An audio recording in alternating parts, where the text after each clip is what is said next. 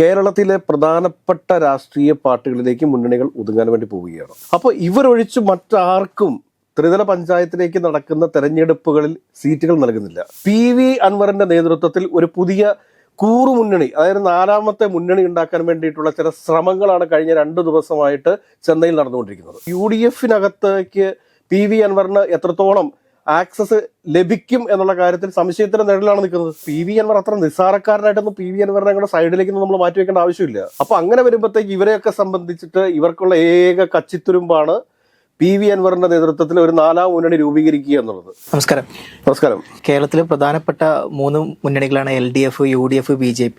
അപ്പോൾ ഇതിൽ 3 നോക്കുമ്പോൾ പ്രത്യക്ഷമായിട്ട് നമുക്ക് കാണാൻ പറ്റും ഒരുപാട് മുന്നണികൾക്ക് യോജിപ്പില്ലാത്തതുണ്ട്. പ്രത്യേകിച്ച് NCP പോലത്തെ പല പാർട്ടികൾക്കും മുന്നണിക്കുള്ളിൽ വലിയ അത്ര സ്വാധീനമല്ല, അല്ലാണ്ട് ഒഴിവാക്കുന്ന പോലെയൊക്കെ. അപ്പം ഇവരുടെ എല്ലാം നേതൃത്വത്തിൽ ഈ ഒഴിവാക്കപ്പെട്ട മുന്നണികളെല്ലാം പാടെ കൂട്ടിയിട്ട് ഒരു 4ാം മുന്നണിക്ക് കേരളത്തിൽ സാധ്യത. കേരളത്തിൽ ഇപ്പോൾ സംഭവിച്ചുകൊണ്ടിരിക്കുന്നത് എന്താണ് എന്ന് ചോദിച്ചു കഴിഞ്ഞാൽ, നമ്മൾ ഇന്നലെ ഒരു ചർച്ചയിൽ പറഞ്ഞതുപോലെ കേരളത്തിലെ പ്രധാനപ്പെട്ട രാഷ്ട്രീയ പാർട്ടികളിലേക്ക് മുന്നണികൾ ഒതുങ്ങാൻ വേണ്ടി പോവുകയാണ്.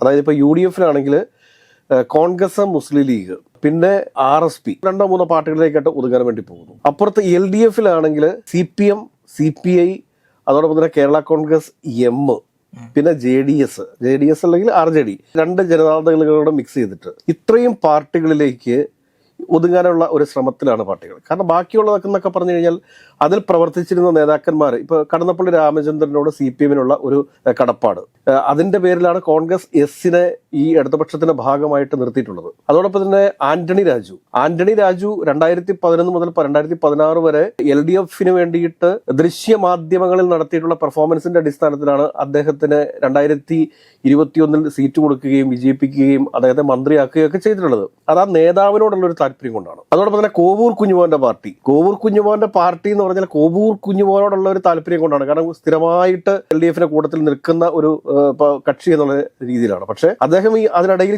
ചെയ്തു കൂട്ടിയിട്ടുള്ള ചില കാര്യങ്ങളോടുള്ള ഒരു വിശ്വാസ കുറവ് ഇപ്പോൾ CPM-ന് കോവൂർ കുഞ്ഞുമോന്റെ മുകളിലുണ്ട്. അതുകൊണ്ട് തന്നെ കോവൂർ കുഞ്ഞുമോന് അടുത്ത പ്രാവശ്യം ഈ മുന്നണിയുടെ ഭാഗമായിരിക്കുമെന്ന് നമുക്ക് ഉറപ്പിച്ചു പറയാൻ വേണ്ടി സാധിക്കുന്നില്ല. അതോടൊപ്പം തന്നെ UDF-ലേക്ക് വന്നു കഴിയുമ്പോഴത്തേക്ക് UDF-നകത്ത് കോൺഗ്രസും അതോടൊപ്പം തന്നെ മുസ്ലിം ലീഗ് എന്ന 2 പാർട്ടികളിലേക്ക് ഒതുങ്ങുവാണ്. പിന്നെ RSP. അപ്പോൾ ഇവരൊഴിച്ച് മറ്റാർക്കും ത്രിതല പഞ്ചായത്തിലേക്ക് നടക്കുന്ന തെരഞ്ഞെടുപ്പുകളിൽ സീറ്റുകൾ നൽകുന്നില്ല. LDF-ലുള്ള NCP-ക്കൊക്കെ നേരത്തെ ഒരുപാട് സീറ്റുകൾ കിട്ടിക്കൊണ്ടിരുന്നതാണ്. പക്ഷെ ഇപ്രാവശ്യം സീറ്റുകൾ അധികം നൽകുന്നില്ല. കോൺഗ്രസ് S-ന് സീറ്റ് നൽകിക്കൊണ്ടിരുന്നതാണ്, നൽകുന്നില്ല. ഇനി UDF-ലേക്ക് വരുന്ന സാഹചര്യം വന്നു കഴിയുമ്പോഴത്തേക്ക് അവിടെ എന്താ സംഭവിച്ചുകൊണ്ടിരിക്കുന്നത് എന്ന് ചോദിച്ചു കഴിഞ്ഞാൽ, കേരള കോൺഗ്രസ് ജോസഫ് ഗ്രൂപ്പ് ഇപ്പൊ കോട്ടയം ജില്ലയിൽ കഴിഞ്ഞ പ്രാവശ്യം മത്സരിച്ചത് 8 സീറ്റുകളിൽ മത്സരിച്ചതാണ്. പക്ഷെ ഇപ്രാവശ്യം അവർക്ക് നൽകാൻ വേണ്ടി പോവുക 1, 2, 3 സീറ്റുകളായിരിക്കും.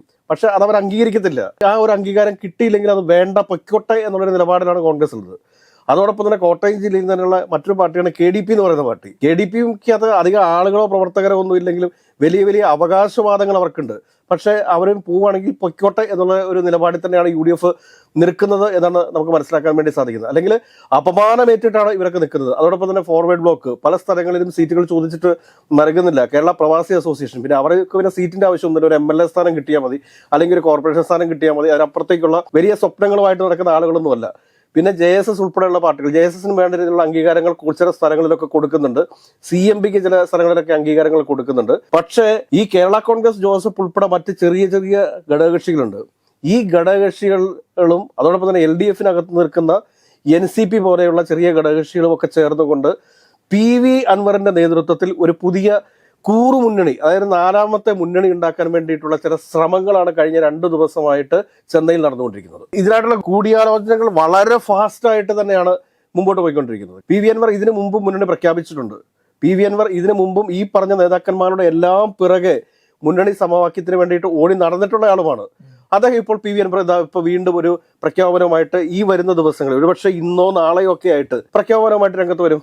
കാരണം UDF-നകത്തേക്ക് PV അൻവറിന് എത്രത്തോളം ആക്സസ് ലഭിക്കും എന്നുള്ള കാര്യത്തിൽ സംശയത്തിന്റെ നിഴലാണ് നിൽക്കുന്നത്. അപ്പൊ അങ്ങനെയുള്ള ഒരു സാഹചര്യത്തിൽ PV അൻവറിനെ സംബന്ധിച്ചിട്ട് ഇപ്പോൾ UDF-നകത്തെ ചില ഘടകകക്ഷികൾക്കകത്തും അതോടൊപ്പം തന്നെ LDF-നകത്തെ ചില ഘടകകക്ഷികൾക്കകത്തും UDF-നകത്തെ ചില ഘടകകക്ഷികൾക്കകത്തും ഉണ്ടായിട്ടുള്ള അസ്വസ്ഥതകളെ മാക്സിമം ഉപയോഗപ്പെടുത്തുക എന്നുള്ളത് തന്നെയാണ് PV അൻവർ ലക്ഷ്യം വെക്കുന്നത്. ഇവിടെ കുറേയധികം ചെറിയ പാർട്ടികളുണ്ട്. അതായത് BSP പോലുള്ള പാർട്ടികൾ, ശിവസേന ഉദ്ധവ് താക്കറെ പക്ഷമുണ്ട്, അതോടൊപ്പം തന്നെ SP ഉണ്ട്.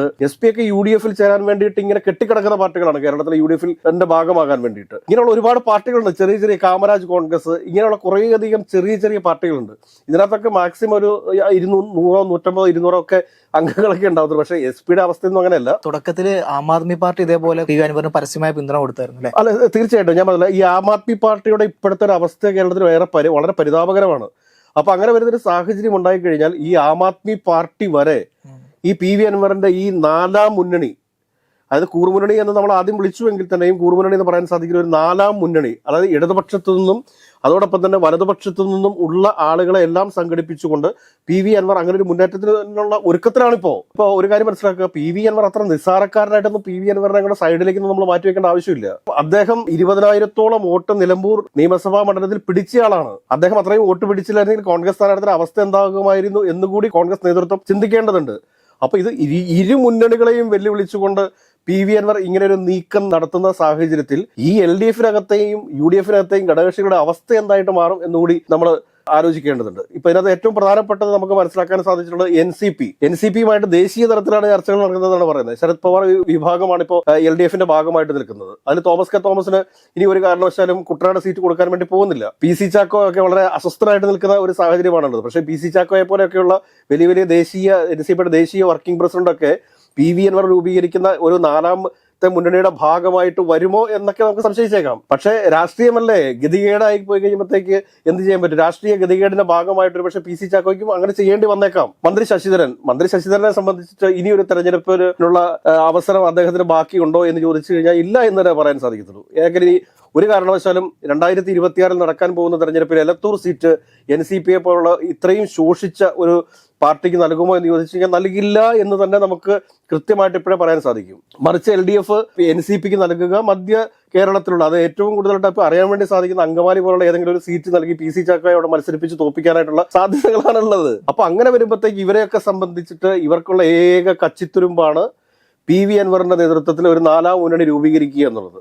ആ 4ാം മുന്നണിയുടെ ഭാഗമായിട്ട് ഇവരെല്ലാവരും ചേരുക. അത് പക്ഷേ UDF-ന് ത്രട്ടനാവും, LDF-നും ചില സ്ഥലങ്ങളിലൊക്കെ ഒരുപക്ഷെ ത്രട്ടനായേക്കാം എന്നൊരു ധാരണയുടെ അടിസ്ഥാനത്തിലാണ് ഇപ്പോൾ ഈ നീക്കം നടന്നുകൊണ്ടിരിക്കുന്നത്. ജോസഫ് ഗ്രൂപ്പിലാണെങ്കിലും അതോടൊപ്പം തന്നെ ഇപ്പൊ ഈ പറഞ്ഞ ചെറുകിട പാർട്ടികളുണ്ടല്ലോ UDF-നകത്തുള്ള, അതായത് ഈ LDF-നകത്തുള്ള, അവർക്ക് അവരുടെ മുന്നണിയിൽ തങ്ങൾ മുന്നണി വിട്ടു പോയി കഴിഞ്ഞാൽ ഈ പഞ്ചായത്ത് തെരഞ്ഞെടുപ്പിന്റെ സമയത്ത് ഉണ്ടാകാൻ പോകുന്ന വലിയ ഭവിഷ്യത്തുണ്ടാകും എന്നുള്ള രീതിയിലൊരു ഭീഷണിയൊക്കെ മുഴക്കി ഇപ്പൊ ഈ പറഞ്ഞത്രയും സീറ്റൊന്നും കിട്ടിയില്ലെങ്കിലും കഴിഞ്ഞ പ്രാവശ്യത്തിനെ കഴിഞ്ഞ 30-40% കുറച്ചാലും ഒരു പകുതിയെങ്കിലും കിട്ടാൻ വേണ്ടിയിട്ടുള്ള പരിശ്രമങ്ങൾ ഉണ്ടാവും. പക്ഷെ ആ പരിശ്രമങ്ങളെ ഈ മുന്നണി നേതൃത്വം ഏത് തരത്തിൽ മുഖവിലക്കെടുക്കും എന്നുള്ളതിനെ ആശ്രയിച്ചിരിക്കും. പ്രത്യേകിച്ച് ഇപ്പോൾ ഈ PV അൻവറിനെ മുന്നണിയിൽ എടുക്കണമെന്ന് ശക്തമായിട്ട് ചെറിയ ചില ഘടകകക്ഷികളുണ്ടല്ലോ, അവർക്കൊന്നും UDF-നകത്ത് ഈ പറയുന്ന വലിയ വോയിസ് ഇല്ല.